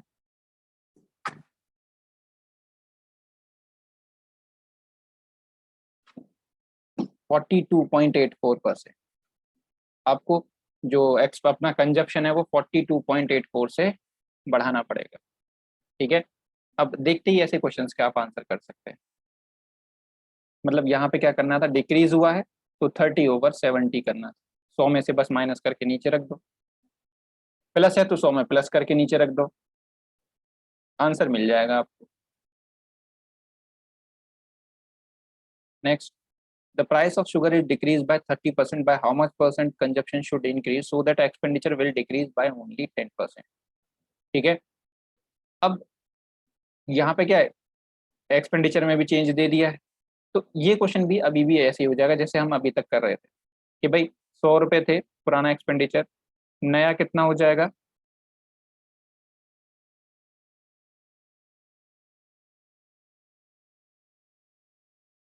माइनस हो गया 30%, तो अभी हो जाएगा नया प्राइस हो गया 70।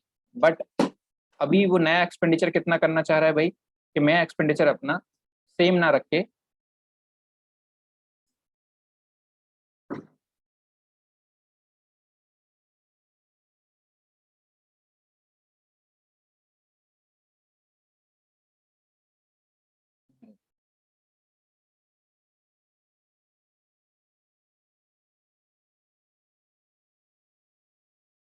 मैं सेम ना रख के कितना रखना चाह रहा हूँ, -10%, मतलब कुछ कम करना चाह रहा हूँ, मैं चाह रहा हूँ अभी 90 रुपए खर्च। तो अब मुझे चीनी कितने रुपए की ज्यादा खरीदनी पड़ेगी या खानी पड़ेगी, तो अब सिर्फ 20 रुपए की खानी पड़ेगी, लेकिन प्राइस तो अभी भी आपका नया ही लगेगा। तो आंसर विल बी +2/7, और ये होता है कितना, 14.28%।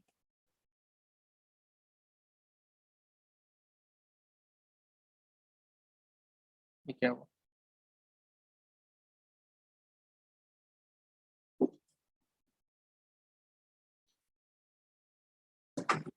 14.28%।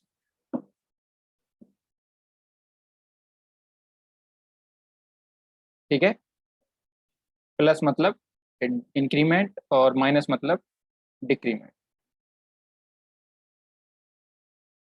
हाँ ठीक है, ठीक है, 2 से मल्टीप्लाई भी करना है।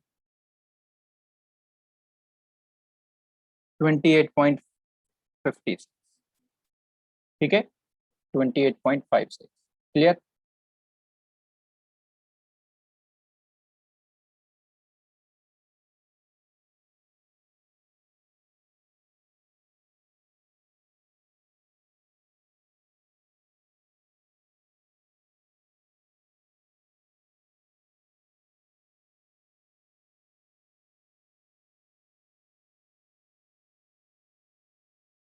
अब ये वाला बताओ,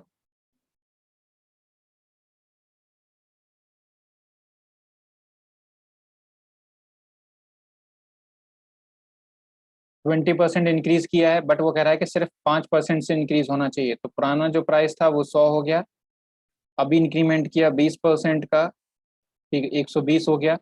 बट वो नया कितना चाह रहा है, new expenditure, according to question वो कितना चाह रहा है, सिर्फ 5% से इंक्रीमेंट चाह रहा है। तो वो अभी 105 रुपये खर्च करना चाह रहा है। तो अब ये देखो कि अब चीनी कितने रुपए की कम मिलेगी, 15 रुपए की, बट प्राइस लगेगा पुराना नया वाला। ठीक है, दैट इज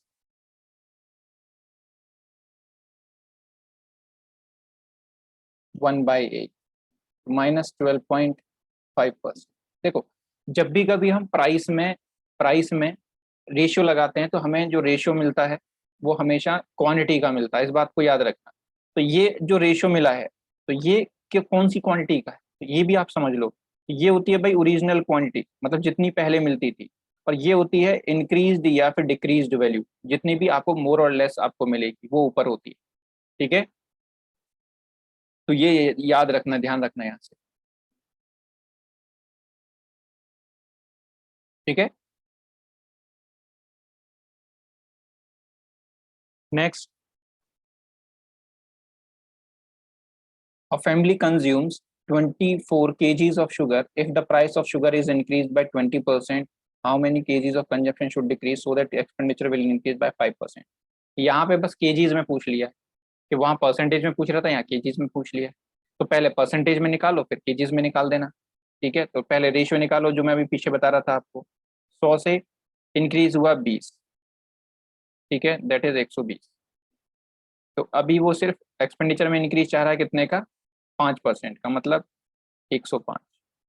तो भाई डिक्रीमेंट कितने का होगा, 15 का, मतलब अभी जो क्वांटिटी कम मिलेगी 15 रुपए की अपॉन प्राइस लगेगा 120, तो आ जाएगा -1/8।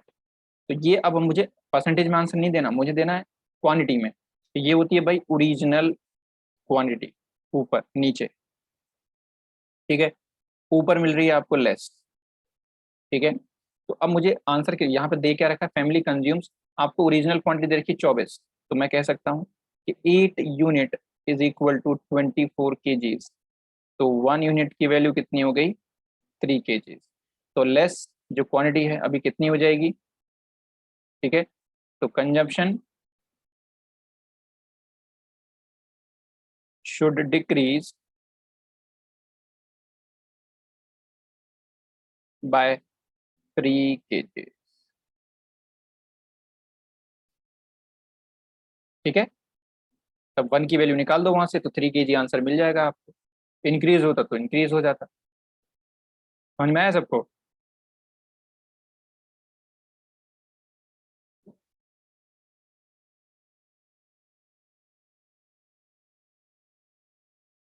बाकी के लोग जो सो रहे हैं वो जग जाएं और मुझे आंसर बताएं।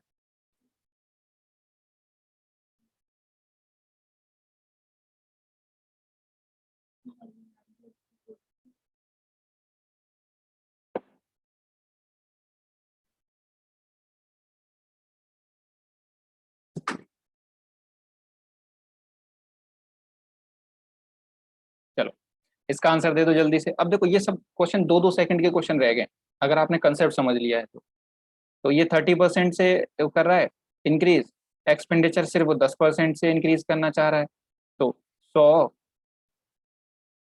130, बट वो चाहता कितना है, सिर्फ 10%, है ना। तो 110 वो खर्चा करना चाह रहा है। तो अब ये बताओ कि उसको कितने रुपए की चीनी कम मिलेगी, सिर्फ 20 रुपए की, क्योंकि उसने 10 रुपए तो उसने खर्चा बढ़ा दिया, ठीक है। तो यहाँ लेस आएगा, तो -20, 1/30, ये हो जाएगा कितना, रेशियो कितना आएगा, 2/13। तो ये ओरिजिनल क्वांटिटी, ये आपकी आ जाएगी लेस, जो इतनी लेस मिल रही है। और लेस कितना कंज्यूम कर पा रहे हैं अभी, 40 kg, तो हम कह सकते हैं 2 यूनिट की वैल्यू है 40, तो 1 यूनिट की वैल्यू कितनी हो जाएगी, 20 kg। आपको आंसर कितना देना है कि ओरिजिनल कंजप्शन बताना है, तो ओरिजिनल कंजप्शन कितना हो जाएगा, 13 × 20, दैट इज 260 kg, ठीक है। तो 260 kg शुगर ये पहले खाते थे, सबके सब डायबिटीज से मरेंगे इसके फैमिली वाले।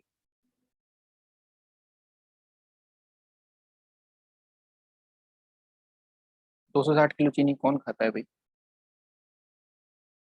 ठीक है। तो नेक्स्ट का भी आंसर आप कर सकते हैं, जल्दी से बताओ आंसर इसका।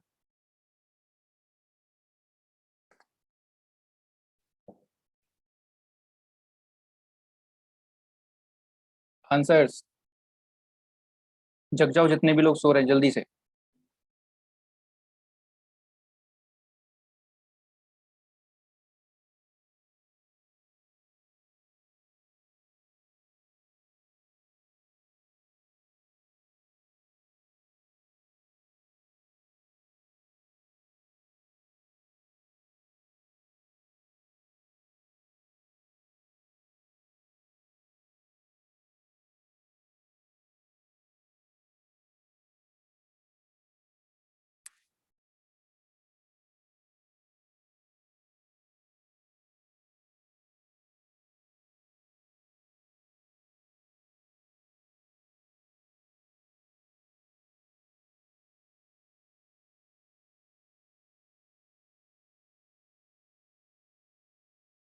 अच्छा ये डिक्रीज होगा भाई, मैं इंक्रीज लेके कर रहा हूँ।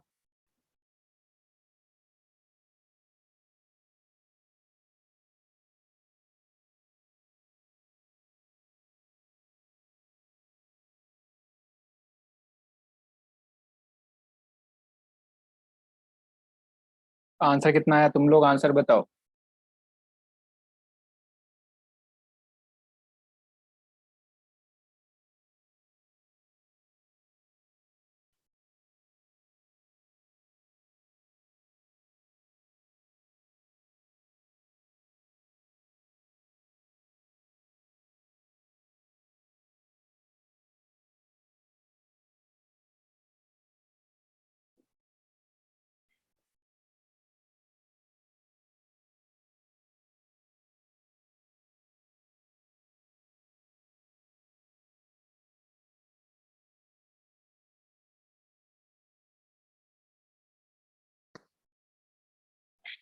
ये क्या कर रहे हो? 224.5 कहाँ से आ गया?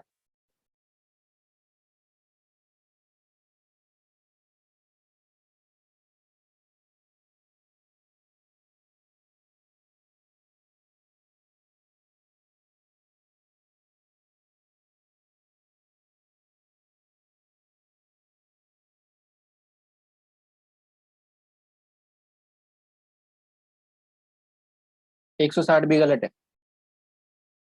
ये तो देख लो पूछ क्या रहा है। ऐसे हैवी ड्राइवर नहीं बनते, चारों तरफ देखना पड़ता है। सोनाक्षी 38.4 कहाँ से लेके आ रही हो बेटा?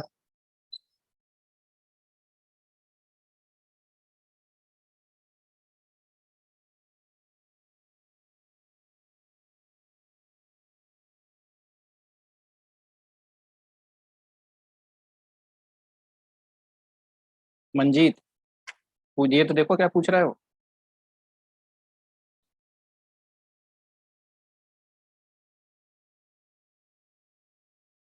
ये जो सब 160 दे उसने, ये तो पूछा, ये तो देखो उसने बोला क्या है।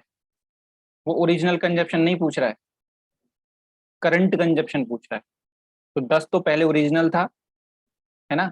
और 2 किलो अब और मिल रहा है उसको, तो टोटल 12 यूनिट खा रहा है। तो 2 यूनिट की वैल्यू कितनी है? अंजलि 128, पता नहीं कहाँ कुछ भी देखे कुछ भी करे जा रहे हो।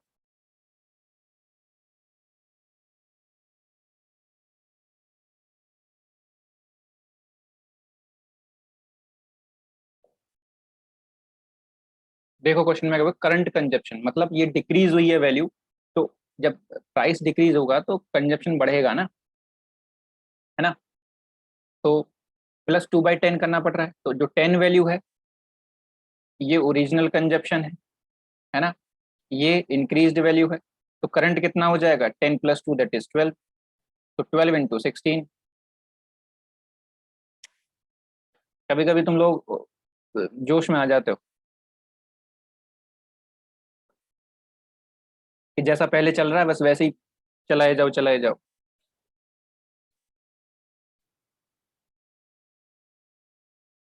ठीक है, तो अभी सबको समझ में आ गया। सोनाक्षी 38.4 kg वाली।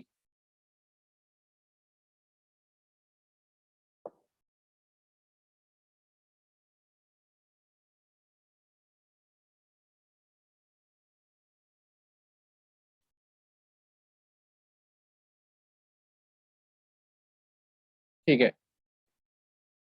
तो चलो बाकी का करेंगे नेक्स्ट क्लास में, अभी काफी टाइम हो गया। कि ये वाला क्वेश्चन भी करना है और पढ़ना है या फिर बंद करें, ये बताओ।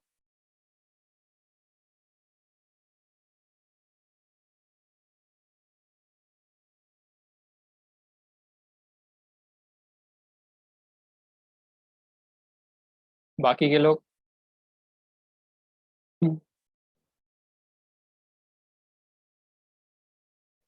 चलो ठीक है, इतना काफी है, ये क्वेश्चन खुद से ट्राई करना।